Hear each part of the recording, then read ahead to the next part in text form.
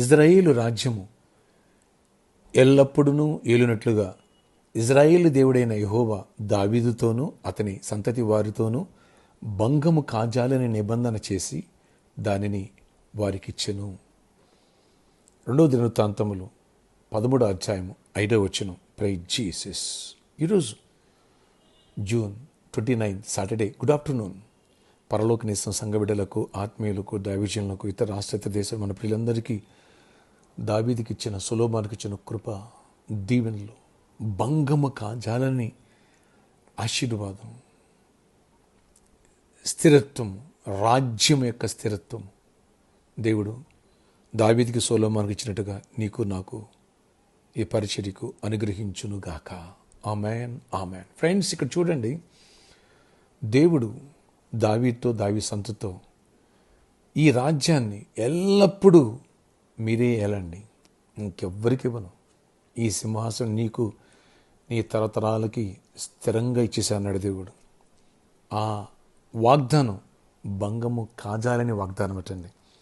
భంగము కాజాలని వాగ్దానం పొందటానికి దేవుడు ఎంతో కృప ఇచ్చాడు దావీదుకి, సొలొమోనుకి. ఇలాంటి కృపను గురించి రేపటి వర్తమానాల్లో లోతుగా విశ్లేషిద్దాం, దైవ దీవెనలు పొందాం. కృప నీకు దొరికిందా, ఇక నీకు తిరిగి ఉండదు, నీకు ఎదురే ఉండదు. ఎస్, కృప నీకు దొరికిందా, అన్నీ కలిసి వచ్చినట్టే, అదృష్టవంతుడివే. ఎస్, నీ నిమిత్తం బండ నుంచి నూనె ప్రవహిస్తుంది. నేను లక్కీ ఫెలోగా భావిస్తారు. ఆ కృప వాక్యాలు విందాం, ఆ కృప కొరకు ప్రేయర్ చేద్దాం, ఆ కృపను పొందుదాం.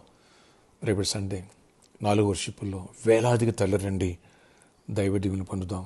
అంతేకాదు, లాస్ట్ సండే కాబట్టి గర్ఫాలో ఫ్రూట్స్ ఇవ్వడం జరుగుతుంది.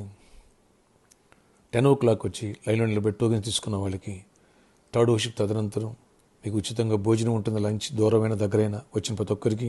అలాగే నైట్ టైం కూడా మీకు డిన్నర్ ఉంటుంది ఫ్రీగా.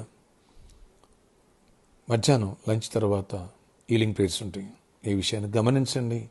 వేలాది తల్లిరండి, దైవ దీవెనలు పొందండి. ఈరోజు సాటర్డే కాబట్టి సాయంత్రం 4 గంటల నుంచి 8 గంటల వరకు స్పాన్సర్ మీట్, మరియు ఎవరైతే ప్రామిస్ ల్యాండ్ కోసం ఘనమైన కానుకిచ్చి నన్ను కలిసి ప్రేయర్ చేయించుకోవాలనుకున్నారో అలాంటి వాళ్ళు కూడా వచ్చి నన్ను కలిసి మరి మందిరం కోసం గుప్పిలిప్పి ప్రేయర్ చేయించుకోవచ్చు, దైవ దీవెనలు పొందవచ్చు. ఈ వెసులుబాటు రేపు 4 వర్షిపులు కూడా ఉంటుంది.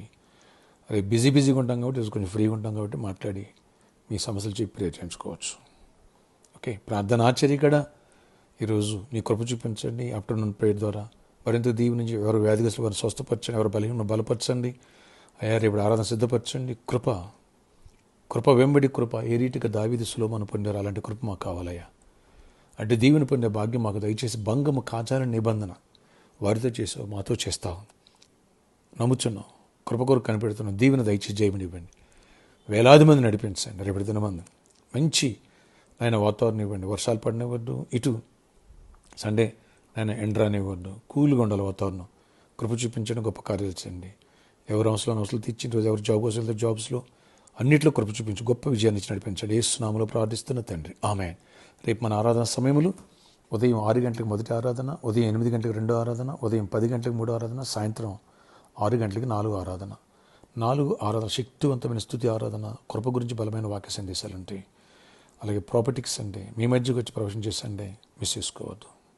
God bless you all. Have a nice day. See you tomorrow.